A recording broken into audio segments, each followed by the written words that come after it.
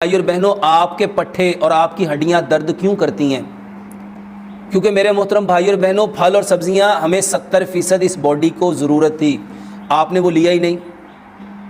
جب ہم نے اپنے بدن کی ضرورت کو پورا کیا ہی نہیں اور اب ہم تقاضا کر رہے ہیں اس بدن سے کہ یہ پراپر طریقے سے کام کرے، پراپر طریقے سے ورک کرے، یہ رات کو سونے کے بعد بھی صبح جب فریش نہیں اٹھے گا، تو میرے محترم بھائی اور بہنوں اس کے پیچھے سبب کو تلاش کریں۔ یہ کیوں نہیں فریش؟ میرے مسلز کیوں ویک کر رہے ہیں؟ میری کمر میں کیوں درد ہے؟ میرے شولڈر میں کیوں پین ہے؟ میری ٹانگوں میں کیوں درد ہے؟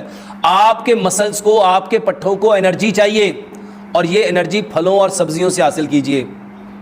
70% پھل اور سبزیاں لیے، کیلا، سیب، امرود، انار، انگور، پپیتا، کھجور، سٹرابری، چیریز، بیریز، اور جو گرمیوں کے خاص طور پہ سیزنل فروٹ ہیں جیسے خربوزہ ہے، جیسے تربوز ہے، جیسے گرما ہے، جیسے آڑو ہے، جیسے لگاٹ ہے، جیسے آلو بخارا ہے، جیسے خوبانی ہے، جیسے فالسا ہے، یہ وہ چیزیں ہیں جو بدن کی ضرورت ہے، اور اللہ سبحانہ و تعالیٰ نے جس چیز کو جس مقدار میں پیدا کیا وہ بدن کو اسی مقدار میں چاہیے تھا، آپ نے اس کو دیا ہی نہیں۔ یہ گاجر، مولی، شلجم، کھیرا، پیاز، ٹماٹر، بند گوبھی، سلاد کے پتے، لال مولی، چقندر، سبز دھنیا، پودینہ، یہ سبزیاں آپ کے بدن کی ضرورت ہیں۔ یہ بادام، کاجو، پستہ، اخروٹ، سفید تل، خشخاش، سونف، کشمش، چاروں مغز، انجیر، کھجور، السی کے بیج، یہ سارے کے سارے آپ کے بدن کی ضرورت ہے۔ یہ سفید چنے ہیں، کالے چنے ہیں، مٹر ہے، لوبیا ہے، مکی ہے، اس کو بوائل کر کے اس کو بھی سلاد میں ڈالو۔ اس کے علاوہ گاجر کا مربع، سیب کا مربع، آملے کا مربع، ہریڑ کا مربع، بہی کا مربع، اس کو سلاد میں ڈالو اور اس کا سیلڈ بنا کے یہ کھاؤ۔ یہ آپ کے بدن کی ساری دردوں کا بہترین علاج ہے، اور الحمدللہ ثم الحمدللہ کئی 100 لوگوں نے اس کو اپنایا، اس کو کھایا، اور الحمدللہ ثم الحمدللہ دعائیں دے رہے ہیں۔ پہلے لوگوں کو باتیں سمجھ نہیں آتی، لیکن جب عمل کرتے ہیں، رزلٹ دیکھتے ہیں، پھر وہ دعائیں دیتے ہیں۔ سلاد کھائیں، 70% سلاد کھائیں، پھل اور سبزیاں، 20% اجناس لیں، اور اس کے ساتھ ادرک، لہسن، پودینہ، ناردانہ، سبز دھنیا، یہ برابر مقدار میں حسب ذائقہ سبز مرچ اور کالی مرچ رگڑ کے چٹنی بنائیں، ہر کھانے کے ساتھ 2 چمچ رکھیں، ہر بائٹ کے ساتھ ذرا ذرا چٹنی لگائیں اور ایک لقمے کو 32 بار چبائیں۔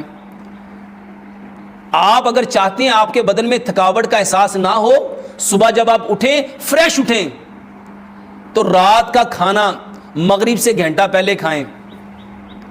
جب ہم رات کو اتنا کھانا کھا لیں گے کہ برین اس کھانے کو ہضم کرنے میں لگا رہے گا، آپ کا معدہ چل رہا ہے، آپ کی باؤل چل رہی ہیں، آپ کا سارا جو ایلیمنٹری کینال ہے، جو جی آئی ٹی ٹریک ہے، گیسٹرو انٹسٹائنل ٹریک ہے، وہ سارے کا سارا ٹریک اس کھانے کو ہضم کرنے میں لگا ہوا ہے، اور آپ نے اس کو آرام کرنے نہیں دیا، تو جب آپ صبح کو اٹھیں گے تو وہ بھی آپ کو آرام نہیں کرنے دے گا، وہ بھی آپ کو بے چین اور بے قرار رکھے گا۔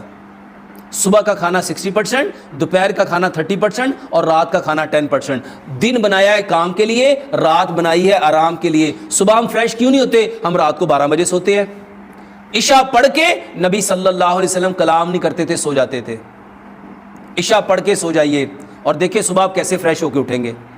جب رات کو موبائل دیکھتے رہیں گے،